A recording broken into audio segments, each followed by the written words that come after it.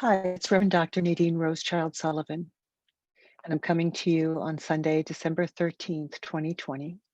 And we're going to use our faith to believe for ourselves and for those we love and need most in the midst of these times that we're currently in.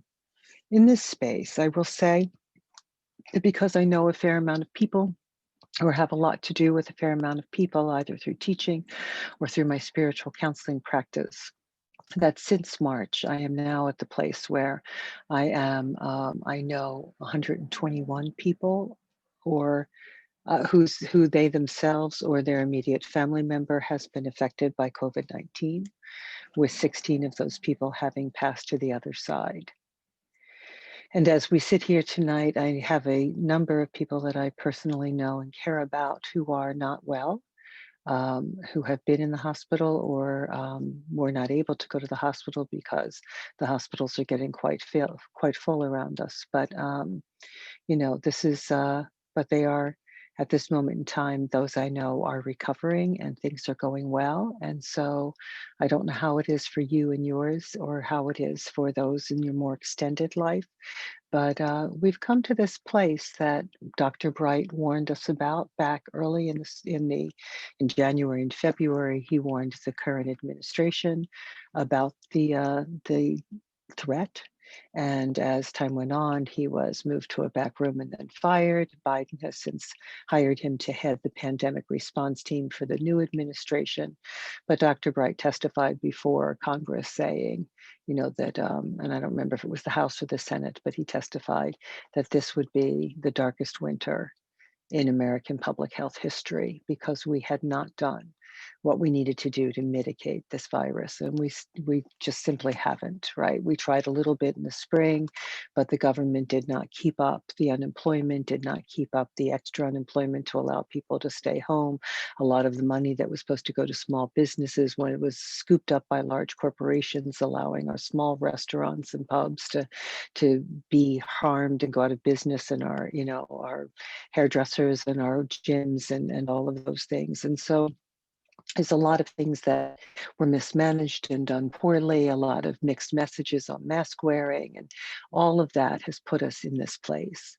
And so we're in a place where, it's clear that, we're not too much better off right now than we were in 1918 and 19. We've got tents filled with nurses, filled with wearing masks, taking care of people infected with the virus in various places in this country. There's a lot going on. So just briefly each week, we're going to get to faith, I promise. Briefly each week, I do update us on the stats because we are not talking denial here. We are talking about using our faith and not our fear, but while we recognize what is actually happening around us, right? If there's a tiger in the bushes and you simply deny that there's a tiger looking at you from the bushes, that will not do you much good. The tiger is there, it's real, it's already there.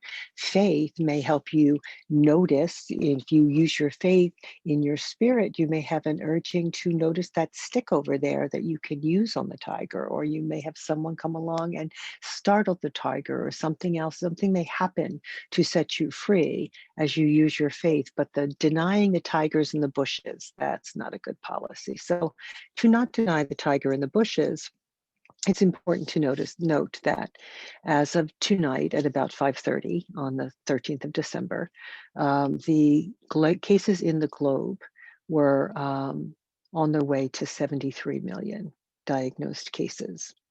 Diagnosed cases in the United States are almost at 17 million. On ncov 2019.live, they're at 16,692,589, which for the United States is an increase of over 1,500 for the week and over 224,000 per day. Cases rising. These are diagnosed cases, people who got tested early in the pandemic. And this includes, early on, many people couldn't get tested. I don't know if everybody can still get tested, but this is people who've been tested. Deaths around the planet for fellow human beings have come to 1,600,000 and almost 18,000. So 1,618,000. That is up 77,000 this week. And in the United States, according to ncov2019.live, we have hit 306,000 deaths. Let that sink in for a moment. In the United States, almost 17 million diagnosed cases and over 300,000 dead in less than a year, markedly less than a year. Where really these stats really start in March, mid-March. So about 3/4 of a year, right? We're not there yet. What will the numbers be when we hit mid-March 2021?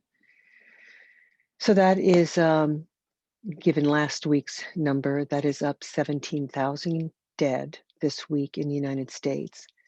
A number of news media outlets are reporting more than 3,000 dying per day, more than a 9/11 per day, with no reason to believe that that will decrease between now and the end of February.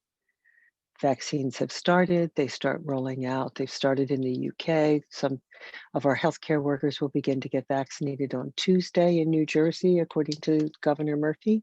And through the country, the vaccines are being delivered. The first rollout is being delivered now.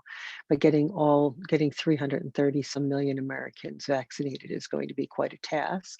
Many will refuse to take the vaccine because they've been listening to scary conspiracy theories and, or just, have some questions about vaccines, which, I kind of understand that. On the other hand, um, it has been duly approved by both the incoming administration and the outgoing administration and the FDA and whatever.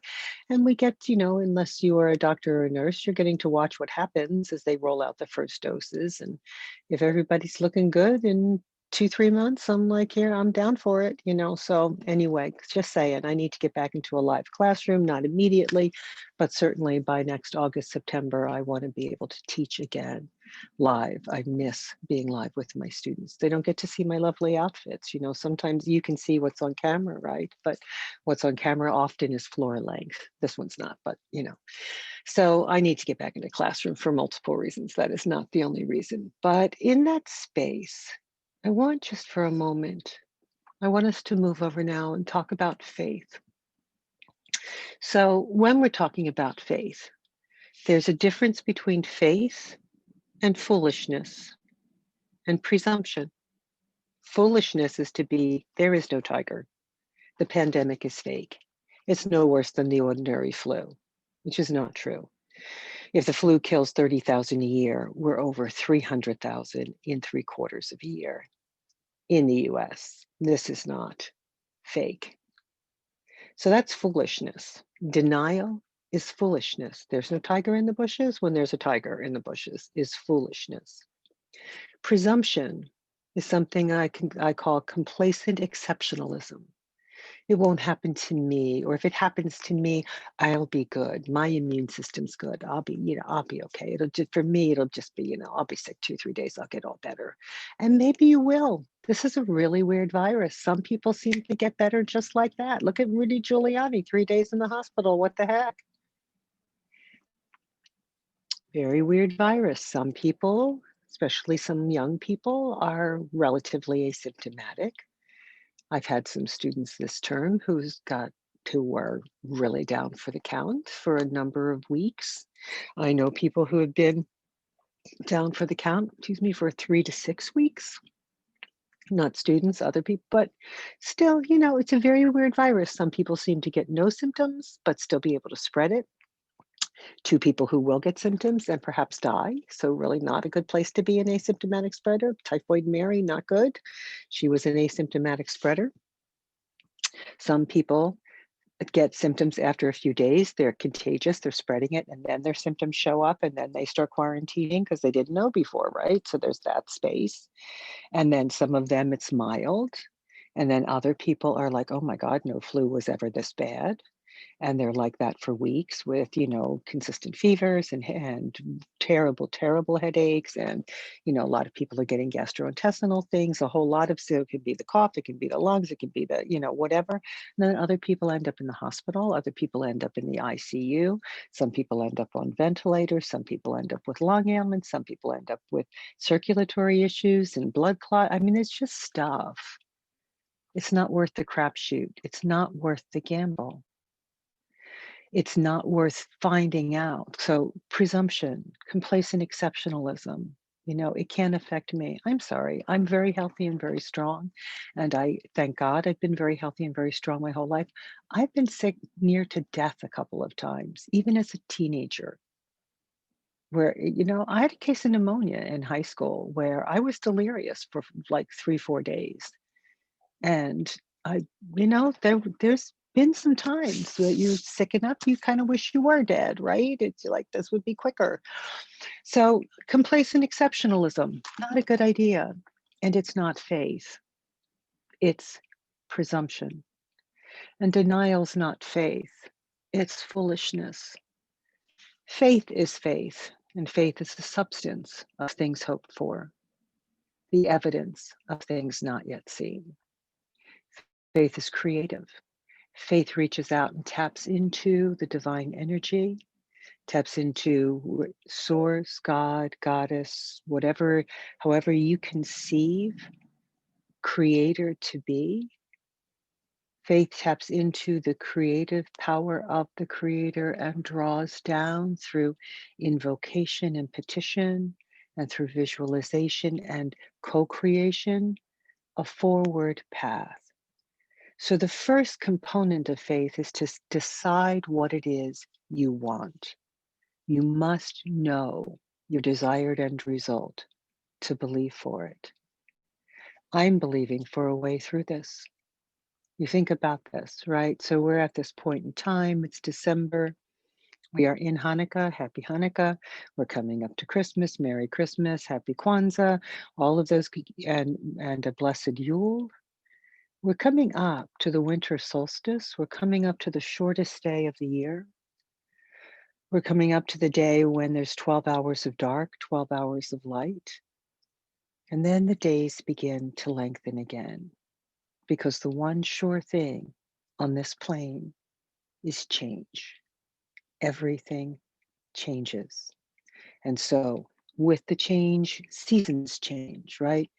Night gives way to day, dark gives way to light in the morning. Winter gives way to spring, spring to summer, round and round the wheel of the year we go. And here we are, here we sit in mid-December on our way to the shortest day of the year.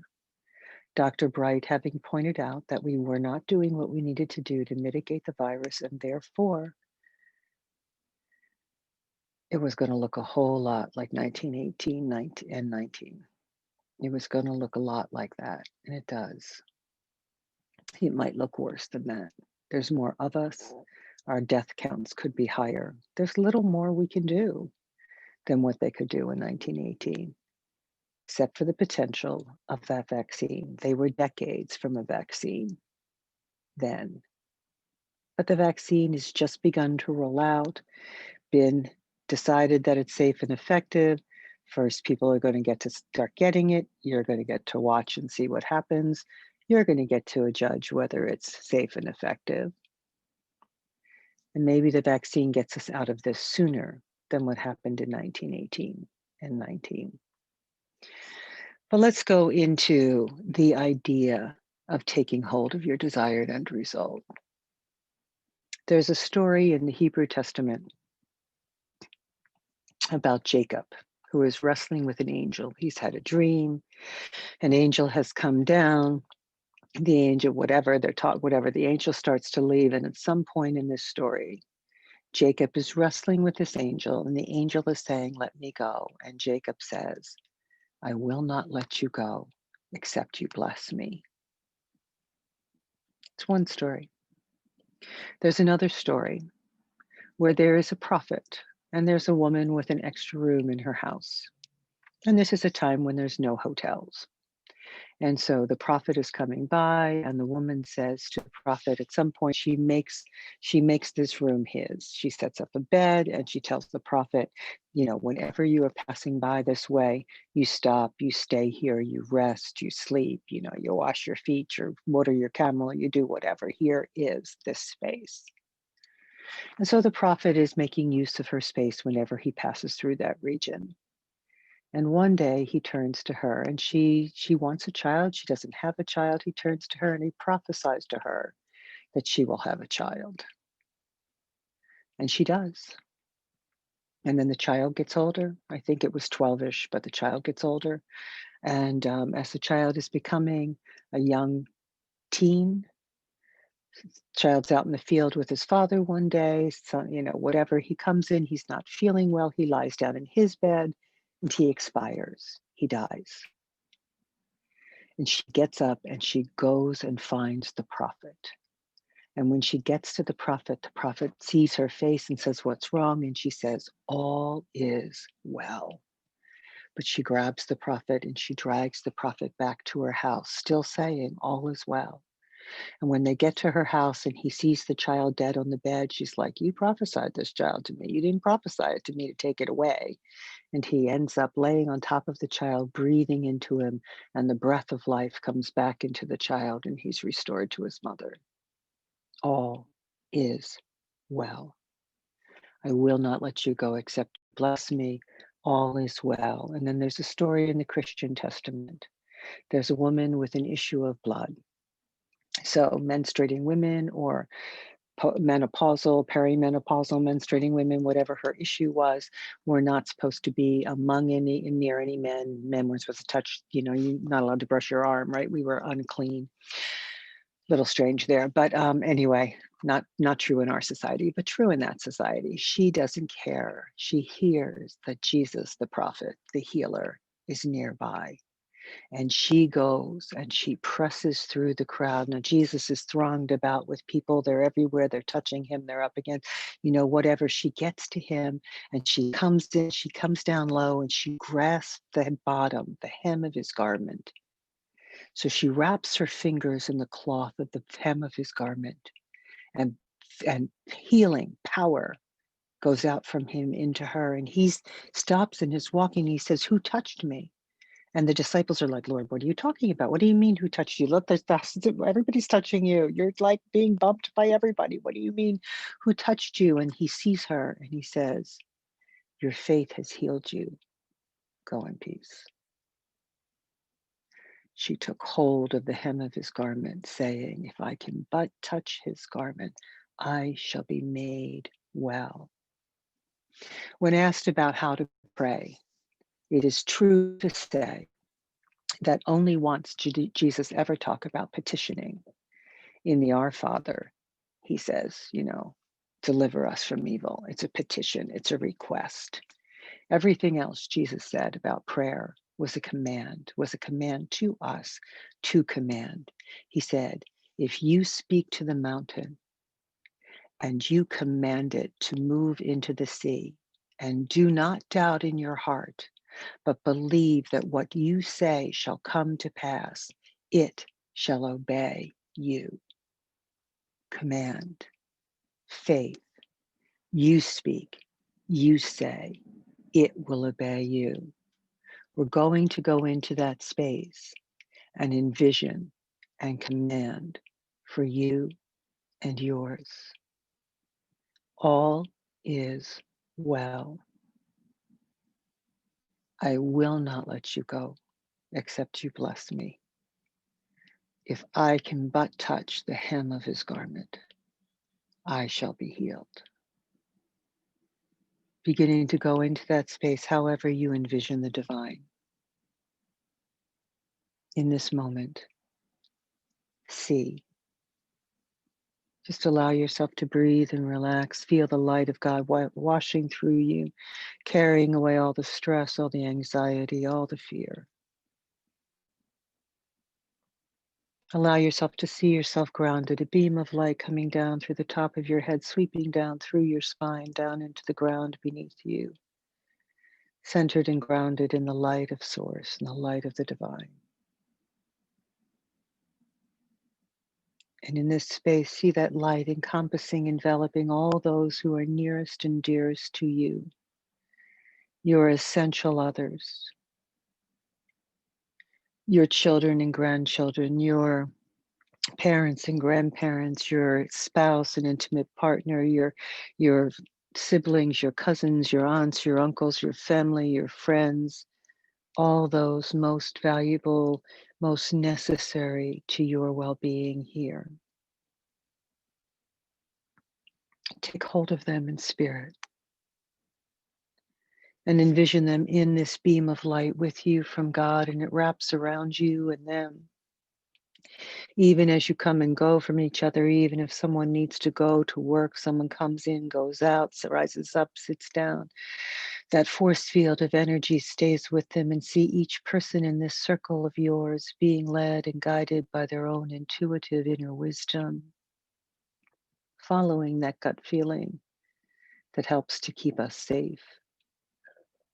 And in this space, just see all of you making it through. Strength and health, life, deliverance, recovery. Bring in all those you most need to that space, that circle. Take this moment also to bring into this visualization all the rest you need: food, shelter, clothing, money to pay, whatever, all the things going on around us. See you and yours having all you need. Health insurance, whatever you need to put into that space, taking hold of it.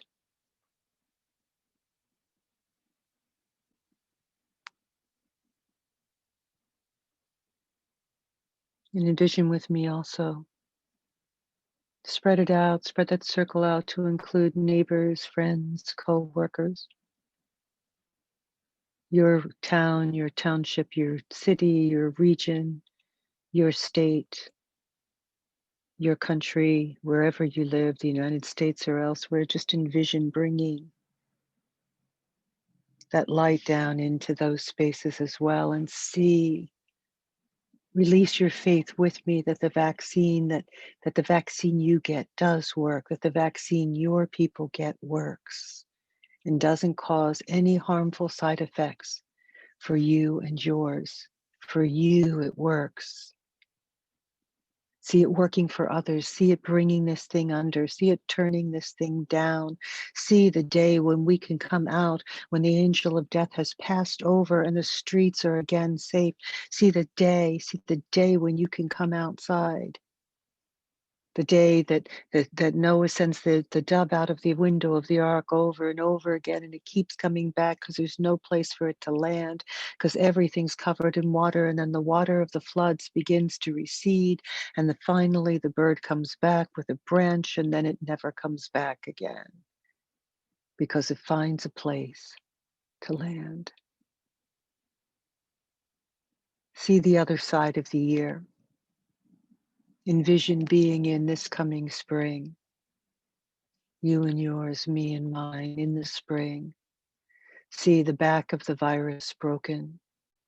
See the vaccine working. See people getting smart. See leaders doing smart things. See climate change, which was part of contributing to this. See climate change handled, turned back. See people doing right now, stopping fossil fuels, doing that which is necessary. See a government that cares about people. See the children at the border being restored to their parents. There's still more than 600 separated from their families. See them restored to their families. See the parents and the children back. See them finding the way to bring them back together. See a real path for citizenship for immigrants and for the dreamers, and see us real money. See money going not to walls but to asylum courts and to real ways to deal with this. See justice for all. See police reform. See the Voting Rights Act restored. See the Equal Rights Amendment added to the Constitution. See the anti-lynching law. See real change brought to America. Liberty and justice changed. America for who she should be. See us all learning to get along. See the divide melting. See people coming back together in good faith where they stand for each other's human rights, all of us. See a good, solid economic, socioeconomic class analysis that lets us understand, all of us, who the real oppressor is, because we're not oppressing each other. It's coming from somewhere else. And as you envision these changes, address your God, your source, the creator, and co-create now the image of being whole and well when this thing is gone, you and yours. You dwell in the secret place of the Most High. The plague does not come nigh your dwelling. And with long, healthy life for you and yours, and me and mine, we are satisfied. And behold, salvation and deliverance from this plague. Take hold of it in spirit. It is your desired end result. See it real. Do all you can in the natural. Wear a mask, wash your hands, don't share air. But do all you can in spirit. Every day, praying, seeing, you and yours and me and mine, we make it through. We make it through. This thing changes. The wheel of the year turns. The vaccine you get works. The vaccine I get works for me and mine, and you and yours. And we are on the other side. For now, wear a mask, wash your hands. I wear a mask even with my kids and grandkids. Don't let down. As you come up to the holidays, whichever ones you're celebrating, or if you're celebrating now for Hanukkah, whatever you celebrate, don't let down. Don't deny the tiger in the bushes. Wear your mask. Sit far apart if you take it off to eat. I don't mean 6 feet. I mean, I sit 30 feet apart on the other end of the living room while they're on the other end of the dining room. Be wise. Make it through. Decide. I will not let you go until you bless me. All is well, and I take hold of the hem of the garment of God. My God, you yours. Till next Sunday at 7. Be well.